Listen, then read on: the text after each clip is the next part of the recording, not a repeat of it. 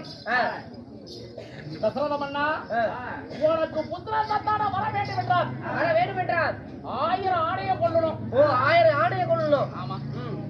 அப்படி 1000 ஆணையை கொண்டு சரி ஒரு பெருத்த ஒரு புத்திர காமேஷ் யாகத்தை செய்யணும். அந்த யாகத்துல பிண்ட பிரசாதம் பிறக்கும். அதுல பிறந்திருக்குது. ஆமா. சரிங்க. அத உன்னுடைய மனைவிக்கு பகிர்ந்து கொடுத்தா சரிங்க உனக்கு புத்திர சந்தான வரம் நிச்சயம் கிடைக்கும். அப்படி என்று பிரம்மா சபையில பிரம்மா சொன்னார். பிறகு நாம பிள்ளை பெறுவதற்காக 1000 உயிரை வதம் செய்ய வேண்டியதா இருக்குது. ஆமாங்க. ஆனா பிள்ளை இல்லாதவன் பூவுலகில வாழக்கூடாது.